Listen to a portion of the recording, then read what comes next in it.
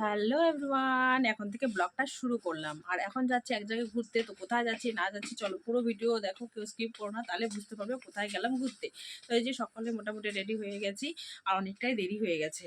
এ করতে ও করতে এই যে পুচকু শোনা হচ্ছে স্কুল থেকে আসলো, তারপর হচ্ছে আমরা এখন বেরিয়ে পড়ছি। তো চলো সাথে থাকো, পাশে থাকো।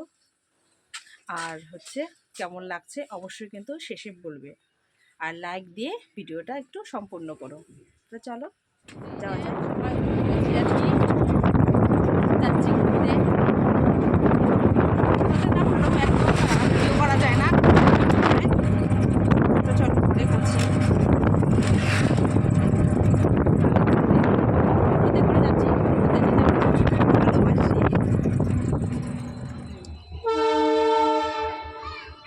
আবার করছি।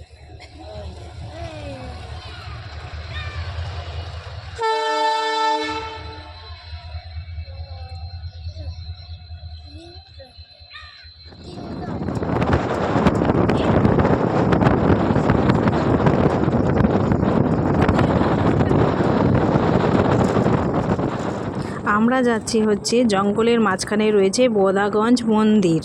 তো শিব পার্বতীর মন্দির, সেটাই দর্শন করতে যাচ্ছি।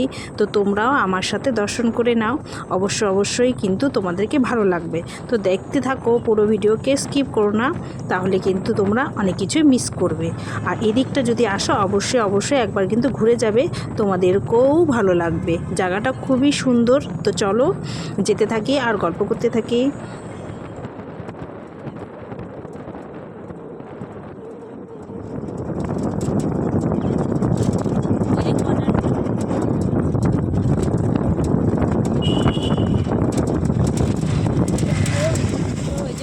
বোদাগঞ্জ মন্দিরে এলাম আর কি।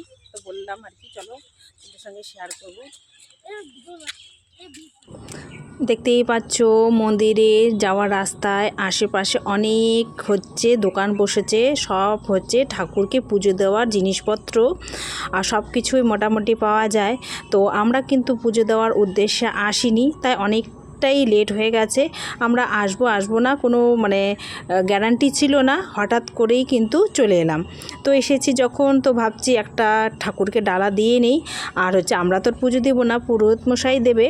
তো নেক্সট টাইমে যখন আসবো উপোস করেই আসবো। তো স্নান সেরে কিন্তু কিছু খেয়ে আসিনি, ওভাবেই চলে এসেছি। তো সকালে ব্রেকফাস্টটা করেছি আর কি, উপোস করে নেই। তো এসেছি না, মন মানছে না জানো তো, তাই না একটা পুজোর ডালা ভাবছি নিয়েই নেব। আর সমস্ত কিছুই পাওয়া যায়, কোনো অসুবিধে নেই।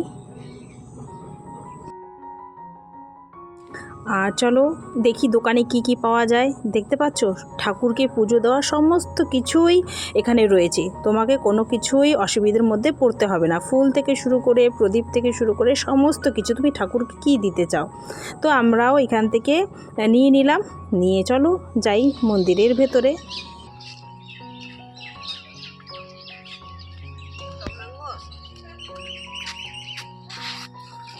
ঠাকুর এখানে এসেছি, পুজো দিব না তাই কখনো হতে পারে, তাই নিয়ে যাচ্ছি ডালি। এখানে আবার সবজি বাজারও বসেছে। হ্যাঁ কাশি ফুল, হ্যাঁ।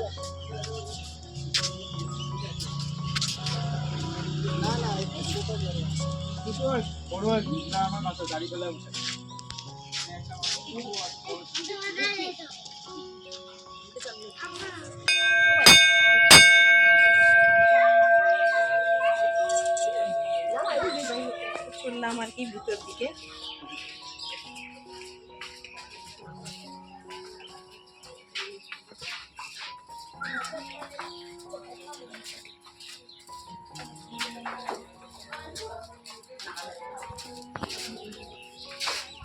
গেট দিয়ে ভিতরে ঢুকতেই দেখতে পেয়েছো ভামড়ি দেবীর মন্দির।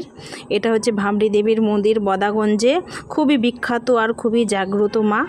আর কিন্তু এসে খুব ভালো লাগছে। এখানে মনসা দেবীও রয়েছেন, এখানে হচ্ছে ভোলেনাথও রয়েছেন, অনেক ঠাকুর দেবতা রয়েছে।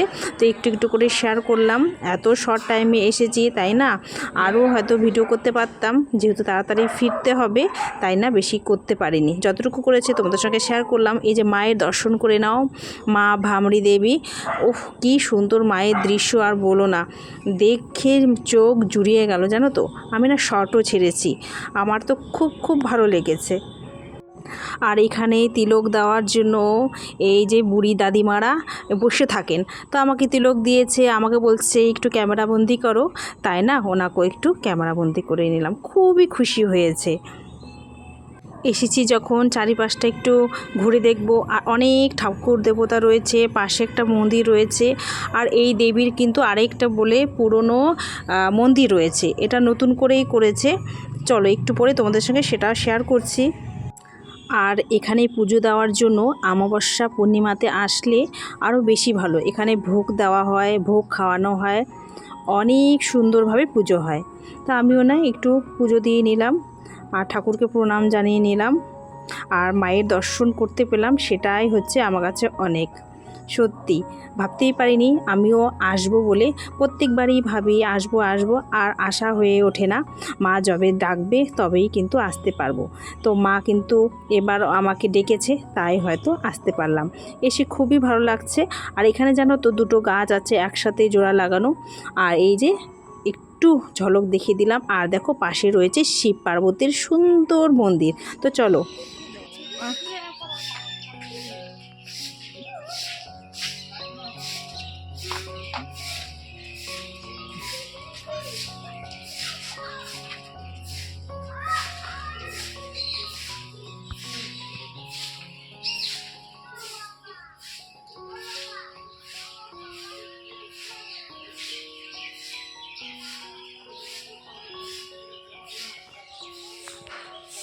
আমরা পুজো দিলাম, পুজো দিয়ে যে এখন একটু উপরে আসলাম। তো ভিতরে এখন অনেকটাই দেরি হয়ে গেছে না, মানে তালা দেওয়া আর কি, ওই মন্দিরটা খোলা। এদিকে যাই, সুন্দর শিব পার্বতীর দৃশ্য। এটা খুবই সুন্দর, খুবই সুন্দর। হয়তো অনেকটা লেট হয়ে গেছে, তার জন্য হয়তো বন্ধ গেটটা। পুজো কমপ্লিট। আর এই মন্দিরে পার্বতী দেবীর এক খণ্ড রয়েছে, তাই এত জাগ্রত। আর জানো তো অনেকটা দেরিতে এসেছি, তাই না সেটা আর তোমাদের সঙ্গে শেয়ার করতে পারলাম না। নেক্সটে যখন আসবো অবশ্যই শেয়ার করব।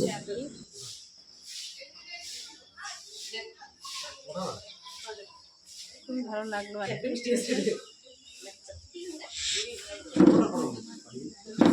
আর এদিকে পুরোটাই মাঠ, খুবই শান্ত প্রিয় জায়গা, খুব নিলিবিলি। এসে না মনটা অন্যরকম হয়ে গেল, জানো তো খুবই ভালো লাগছে। কমপ্লিট দে না হয়, এখানে তো তুলে দে। তো এখন হয়ে গেছে পুজো, এখন যাই নিচের দিকে।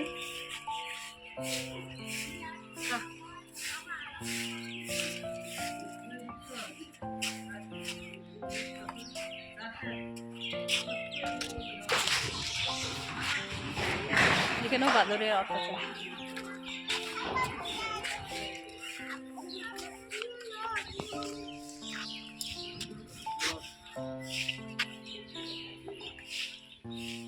এদিকে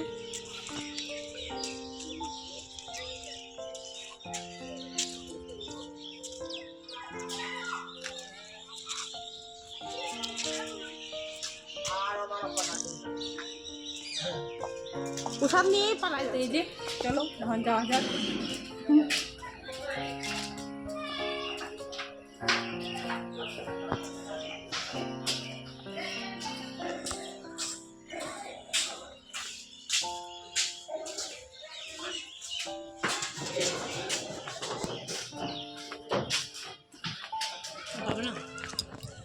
এখানে ঘুগনি, পাপড়ি চাট, পকোড়া, আরও আসছে ধনিয়ার, এগুলো এই যে খাওয়া হচ্ছে।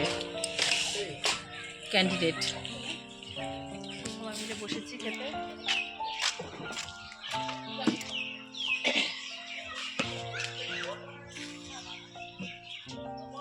আর আশেপাশে যে এত দোকান দেখতে পাচ্ছ সবটাই কিন্তু নিরামিষ।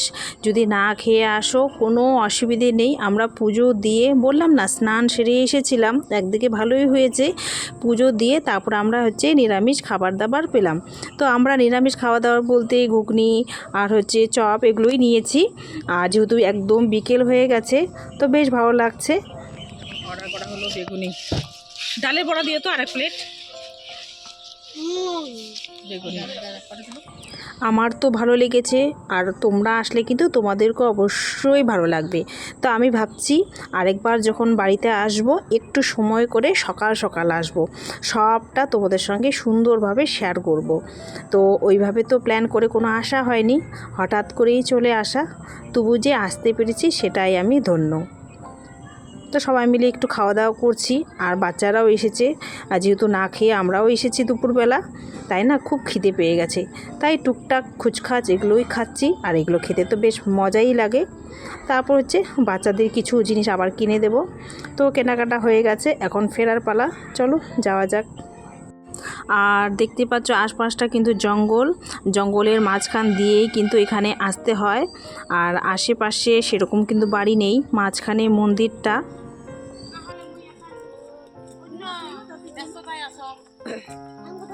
তো এখান থেকে এখন হচ্ছে বেরিয়ে যাচ্ছে। জলের বোতল নিচ্ছি।